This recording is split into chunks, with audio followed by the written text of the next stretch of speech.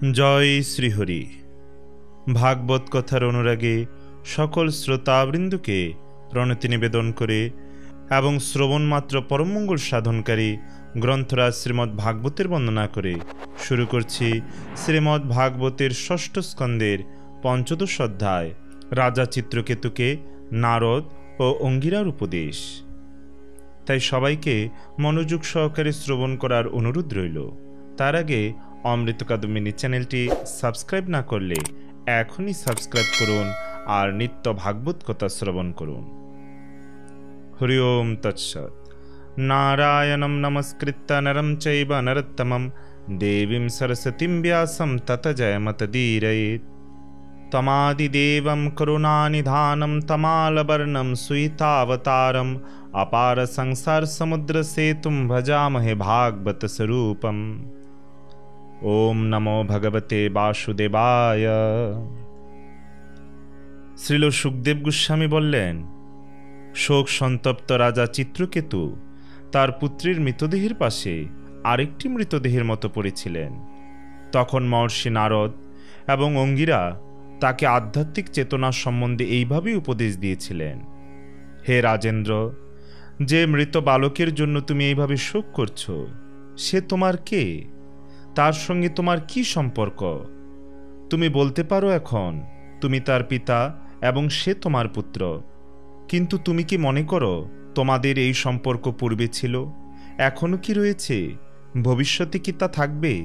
হে রাজন, স্রোতের বেগে বালুকা রাশি কখনো একত্রিত হয় এবং কখনো বিচ্ছিন্ন হয়ে যায়, তেমনি কালের প্রভাবে জড়দেহধারী জীবদের কখনো মিলন হয় এবং কখনো বিচ্ছেদ হয়। জমিতে বীজ বপন করলে কখনো তা অঙ্কুরিত হয়, কখনো হয় না। কখনো জমি উর্বর না হওয়ার ফলে বীজ বপন নিরর্থক হয়। তেমনি কখনো সম্ভাব্য পিতা ভগবানের মায়ার দ্বারা প্রেরিত হয়ে সন্তান লাভ করে এবং কখনো করে না। তাই এই কৃত্রিম পিতৃত্বের সম্পর্কের জন্য শোক করা উচিত নয়, যা চরমে ভগবানের দ্বারা নিয়ন্ত্রিত হয়। হে রাজন, তুমি এবং আমরা, তোমাদের উপদেষ্টাগণ, তোমার পত্নী এবং মন্ত্রীগণ এবং চরাচর সমস্ত জগৎ, এই যে এক বর্তমানকালে রয়েছি, তা এক অনিত্য পরিস্থিতি। আমাদের জন্মের পূর্বে তা ছিল না এবং মৃত্যুর পরেও তা থাকবে না।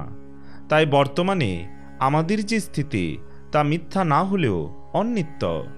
সমস্ত জীবের ঈশ্বর ভগবান অবশ্যই অনিত্য জড়জগতের সৃষ্টির ব্যাপারে নিরপেক্ষ, কিন্তু তা সত্ত্বেও সমুদ্রের তটে বালক যেমন খেলার ছলে কিছু তৈরি করে, ভগবানও তেমন সব কিছু তার নিয়ন্ত্রণাধীনে রেখে সৃষ্টি, স্থিতি এবং সংহার কার্য সম্পাদন করেন।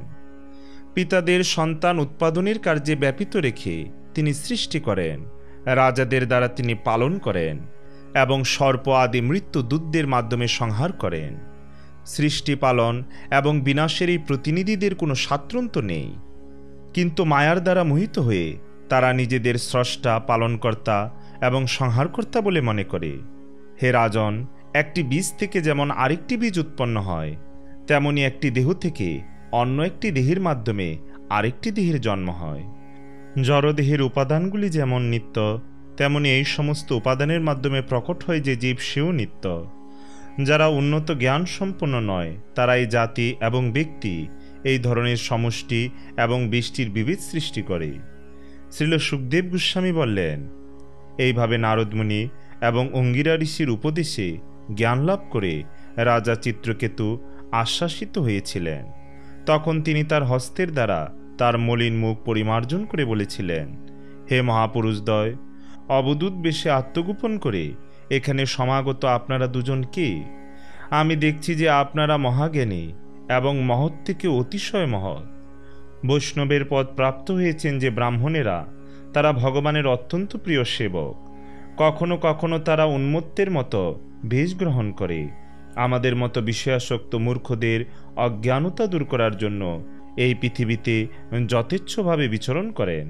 হে মহাত্মাগণ, আমি শুনেছি অজ্ঞানাচ্ছন্ন জীবদের জ্ঞান উপদেশ করার জন্য যে সমস্ত সিদ্ধ মহাত্মাগণ পৃথিবীতে বিচরণ করেন, তাদের মধ্যে রয়েছেন সনত কুমার, নারদ, ঋভু, অঙ্গিরা, দেবল, অসিত, ব্যাসদেব, মার্কণ্ডেয়, গৌতম, বশিষ্ঠ, ভগবান পরশুরাম, কপিল, সুখদেব, দুর্বাসা, যাজ্ঞবল্ক, জাতুকর্ণ, অরণি, রোমশ, চব্বন, দত্তাত্রেয়, আশুরি, পতঞ্জলি, বেদশিরা, ঋষি ধৌম, মুনি পঞ্চশিক, হিরণ্যনাভ, কৌশল্য, শ্রুতদেব এবং ঋতধ্বজ।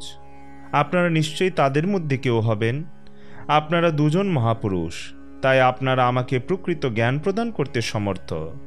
আমি শূকর, কুকুর আদি গ্রাম্য পশুর মতো মূঢ়বুদ্ধি এবং অজ্ঞানের অন্ধকারে নিমগ্ন, তাই দয়া করে জ্ঞানের প্রদীপ প্রজ্বলিত করে আমাকে উদ্ধার করুন। অঙ্গিরা বললেন, হে রাজন, তুমি যখন পুত্র কামনা করেছিলে তখন যে তোমাকে পুত্র প্রদান করেছিল আমি সে অঙ্গিরা ঋষি, আর ইনি সাক্ষাৎ ব্রহ্মার পুত্র দেবর্ষি নারদ। হে রাজন, তুমি ভগবানের পরম ভক্ত।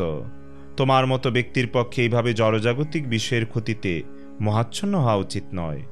তাই অজ্ঞানের অন্ধকারে আচ্ছন্ন থাকার ফলে তুমি যে শোক সাগরে নিমজ্জিত হয়েছ তা থেকে উদ্ধার করার জন্য আমরা দুজন এসেছি। যারা তত্ত্বজ্ঞানী তাদের জড়জাগতিক লাভে অথবা ক্ষতিতে প্রভাবিত হওয়া উচিত নয়।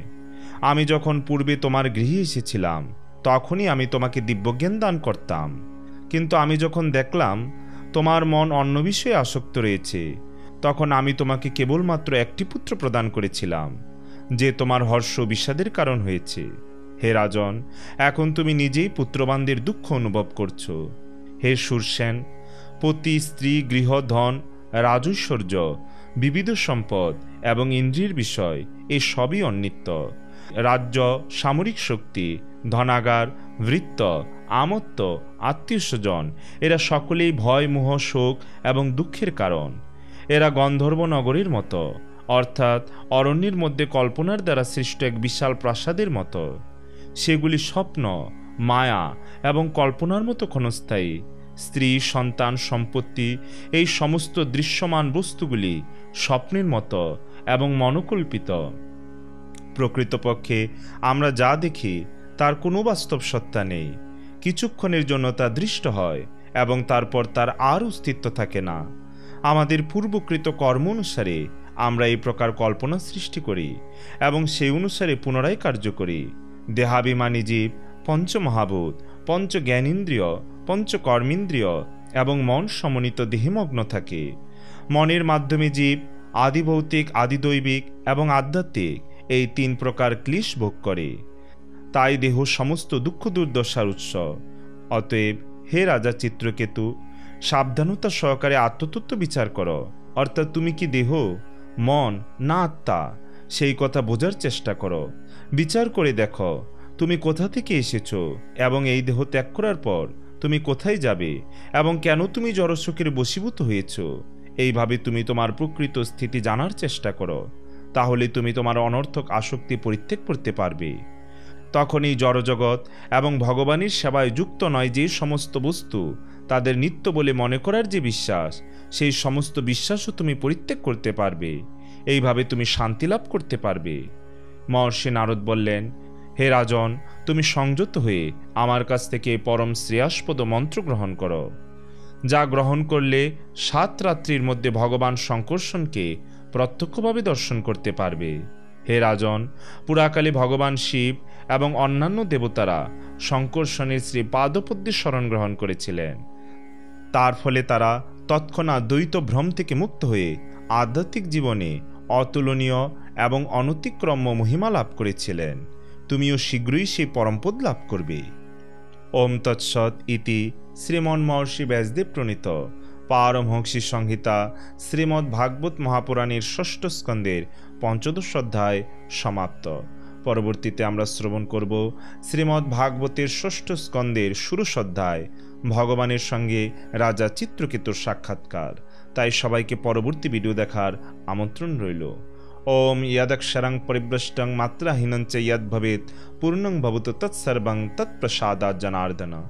জয় শ্রীকৃষ্ণ চৈতন্য প্রভু নিত্যানন্দ, শ্রী অদ্বৈত গদাধর শ্রীবাসাদি শ্রী গৌর ভক্তবৃন্দ।